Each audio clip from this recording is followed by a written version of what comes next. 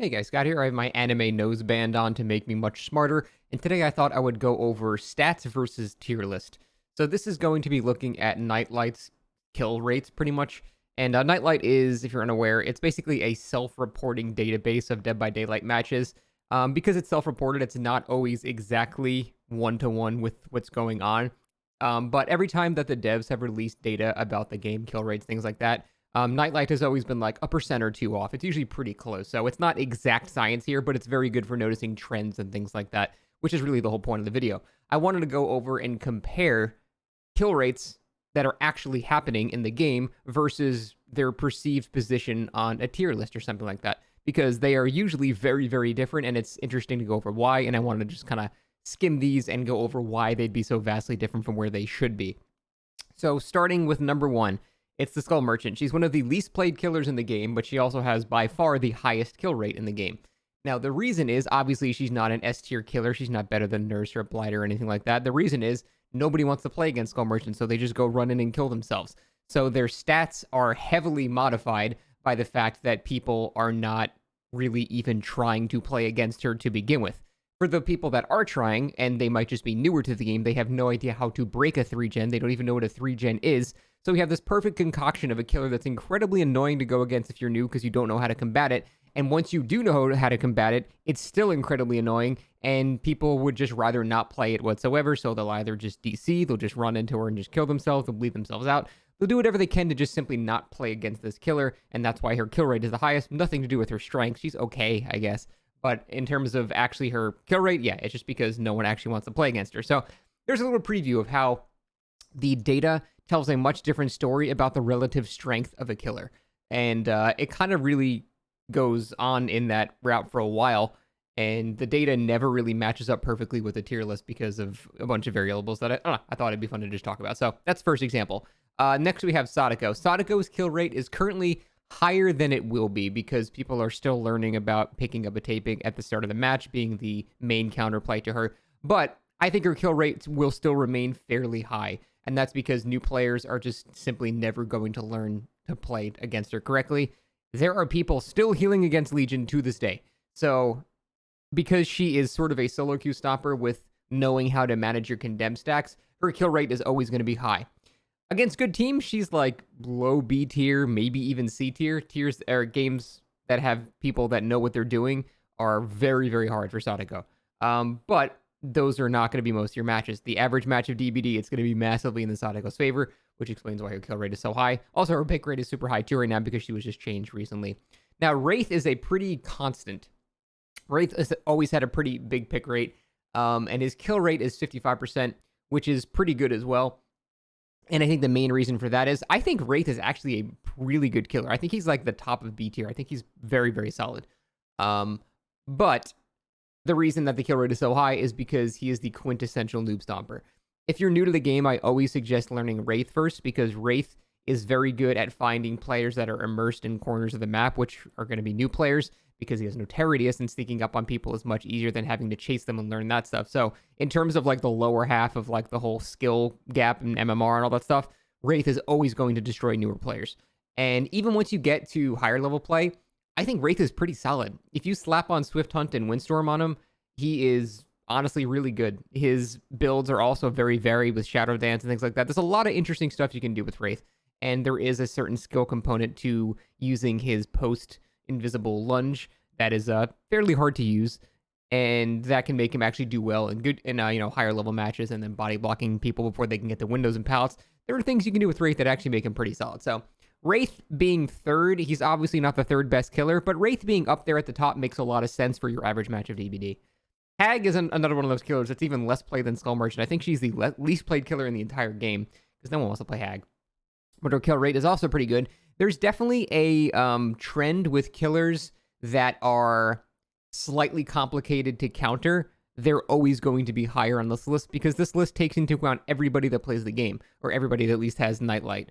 And that can be from all ranges of MMRs. So in terms of like your average match, learning how to counter a Hag is somewhat complicated, especially in solo queue. It's a bit less so now because her proxy camping is not as strong because anyone can break the traps now. But she's one of those killers that is so rarely seen. Very few people actually know what to correctly do against her, and so her kill rate remains decently high.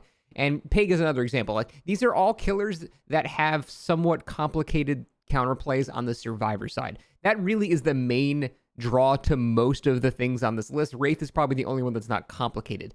Skull Merchant, solo queue, super complicated to do. Unroyo, if you don't know about the tapes and stuff, it's complicated. Hag, you need to know how to deal with a proxy camping hag with traps and stuff like that. Pig, it confuses people, like getting to the boxes and stuff like that. These are all killers that have not immediately obvious and simple ways to deal with them if you're a newer player, and that's why they are raised so high. And that's a very common trend. For example, Plague, again, one of those killers. Oh, I'm sick. I need to go use a fountain. Oh, I just gave her fountain. Now she's got Corrupt Purge the entire game because everyone's using fountains.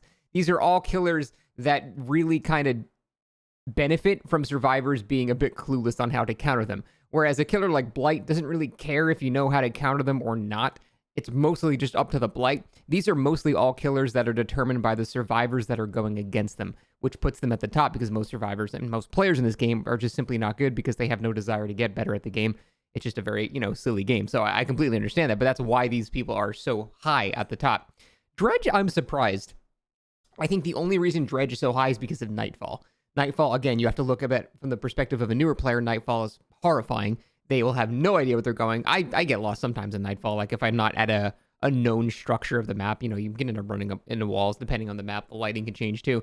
But definitely a very common trend with everyone at the top, complicated or scary for newer players to deal with. And that is definitely something that Dredge has with Nightfall. Freddy is somewhat surprising. I think Freddy is just bad on all levels. He's not like particularly scary. I would think the only reason his kill rate is somewhat high is because of the lack of terror radius when you are in the dream world, and that could make it so he's sneaking up on people a bit easier when they're newer to the game. So I guess that makes a bit of sense, but his power is just really weak. The Pallet Freddy is arguably the worst thing in the entire game. I'm genuinely surprised Freddy has a decent kill rate, even against players that don't know what they're doing, because the counterplay to him when he's chasing you is not that crazy. His power is fairly weak. I mean, if you just pre-drop a pallet, his power doesn't really even do much. And that's what people are doing when they're new to the game. They're just pre-dropping pallets. So Freddy being up there is actually surprisingly high. Or it's surprising to me. Blight is sort of in the upper middle, which again, now we're starting getting into killers that are having more agency themselves. Blight is one of those killers. It doesn't really matter what the survivors do in that scenario. It's mostly up to the Blight to make the correct plays and make the non-correct plays and things like that. So newer players are just going to get destroyed because obviously Blight's a very strong killer, but also newer Blights are not good at using his power, so then it kind of evens back out again, which is why it's not so incredibly high of a kill rate. He's the second best killer in the game, but he's, 10 on this list? And that's because he's not super easy to play. Most of the killers that are going to be high on this list are killers that have a very low skill floor and are somewhat complicated to counter. I think the skill floor is really the most important part that determines whether or not a killer is going to be high on this list. Like Wraith, super easy to play. Skull Merchant, drop drone at generator, very easy to play. Sadako, a bit more complicated, I guess, because you have to, you just spam teleport on people that don't have tapes. It's not really that complicated. Pig, super simple to play. Hag, very simple to play. A lot of these killers don't require much mechanical skill. It's sort of easy to get into. You don't have to spend a lot of time learning the correct way to do something with them. And that's why their kill rates are so high, because it's not really proportional to the response the survivors have to bring into it, especially when players are new to the game. Oni, Cannibal. Now we're starting to get where these killers actually belong. I would say Oni is around 7, 8, or 9 strength. Cannibal can be 10-ish, something like that. Pyramid Head is kind of a right in the round area as well. Nurse being middle of the pack makes perfect sense because, again, Nurse's skill floor, very high. It's actually hard to get into Nurse. Once you start playing her, it's pretty easy to get good at her, but the skill floor for a new player of learning Nurse is like learning a completely separate game, so that is why her kill rates are not that high, but even then, it's still above the 50% cap, so that's the main reason Nurse is like that. I'm actually genuinely surprised Spirit is not above Nurse. This really surprised me, because Spirit, in my opinion, she's very, very simple to understand. You do the thing, you go faster, you listen. That's it. It's a very simple thing. I guess if you're not accustomed to listening for survivor sounds, it might be a bit more complicated, but I think Spirit is much more simple to play than Nurse in terms of a skill floor. So, we're talking about a 0.75%. It's a pretty small difference, but I thought Spirit would be honestly way above, because it's a lot harder for survivors to deal with her than it is to play her, in my opinion. especially with some of the add-ons that she used to have. Yeah, I'm actually surprised he's not higher. Demogorgon being right in the middle makes sense. He's always been right in the middle. Artist being this low is also another thing about skill floor. Artist is not super easy to play, especially if you're going through the wall shots, setting up staggered crows to actually damage people rather than just put crows on them. There's a lot of things Artist can do that are somewhat difficult, and her pick rate being that low means that not a lot of people have spent time getting good with her. But I think Artist is one of the best killers in the game. She's like legit 4 or 5 for me. She's very, very strong. Most people just don't enjoy playing her, don't enjoy playing against her. I stopped playing her because she's honestly boring as shit to go against, and I just felt bad doing that to other people. Wesker's pick rate is hilarious. It's literally almost 1 in every 10 games you're going against Wesker. It's probably even more than that, depending on where you're playing, what time of day you're playing, your MMR, things like that. But Wesker's honestly directly in the middle of all this, and he's a pretty simple killer to pick up, so that makes sense. I'm actually surprised Wesker's kill rate is not higher. I think it used to be higher at one point, but now it's not there anymore. I'm curious what changed, because I could have sworn Wesker's kill rate was like 60-something% at one point. And it's not like people learned how to counter him. He's very simple killer. He's good, but he's very simple. He double dashes. That's it. That's the only thing Wesker does. So it's not like you needed to take a long time to figure out that counterplay. It was just don't get hit by the dash. That was it. So I'm curious why Wesker's kill rate went down so much, considering he's actually a very, very solid killer. Also funny to note that Wesker's kill rate is exactly the average kill rate, 51.37%, which is actually pretty funny. Legion being in the middle, honestly, I'm surprised Legion is not higher. People are very bad against Legion in your standard solo queue match. People are still wasting time healing against Legion.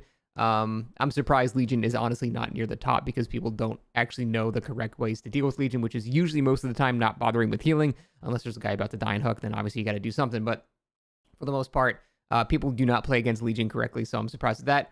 Trapper being a bit higher than normal, but we're starting to get into the killers that are, seen as not super good. I'm surprised Knight is so low as well, because Knight is very brainless gameplay if you just play him in the chase playstyle, get to a corner of the map, guard one side, Knight the other side, free hit every time. There's no thought to it, so I'm surprised Knight is not a little bit higher. But now we're starting to get into the killers that are not super good. Deathslinger is a bit out of place. Now, Pinhead being this low actually was extremely surprising. Now, this is not a massive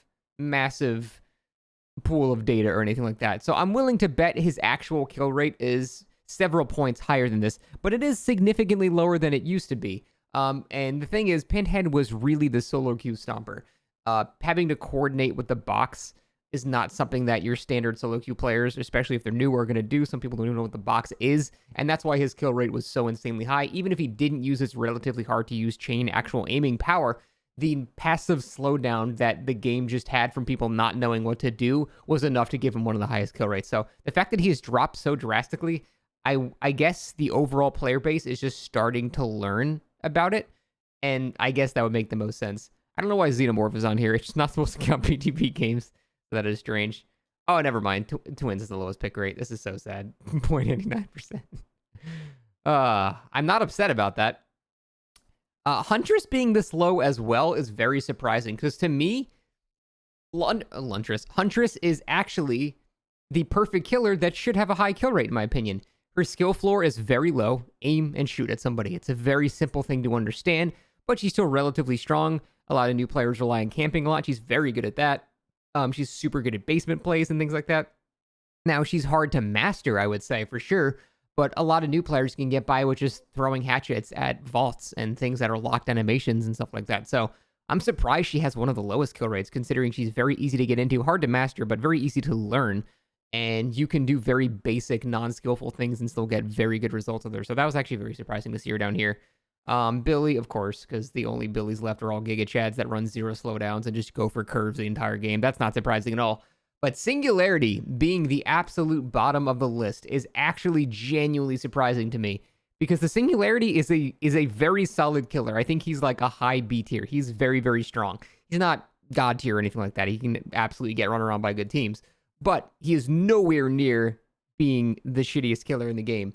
And I think the reason is, I think I went over this in a video before, the amount of effort it takes to get good at Singularity is not proportional to what you get out of it. If I put the same effort into getting very good at Nurse as I did at Singularity, with Nurse, I would just simply never lose ever again. With Singularity, if I go against a good team, I'm still going to struggle sometimes. So that is probably the main deterring factor for people playing Singularity not as much. His pick rate's not that bad, but the amount of effort you put into Singularity is not necessarily equal to what you get back. But if you do get very good at Singularity, he's extremely relentless. I think Singularity is super slept on because a lot of people don't want to spend the time and effort into getting good with him, and I get it. Honestly, I stopped playing him as much as well because he's just a lot. There's just so much going on. You load in the match, you got to set up cameras, you got to find where people are. The first chase, you got to set up a camera to tag the guy, then you got to switch the other guy, then you got to teleport to the guy, then you get overclocked, then you got to like get to the pallet, and then you got to worry about other things as you're going and chasing this one guy. You still got to set up other cameras, and then you got to make sure, you got to know which ones are EMP, then you got to know when to switch. You got to know when you switch the camera angle, which direction are you going to aim to be, minimal downtime?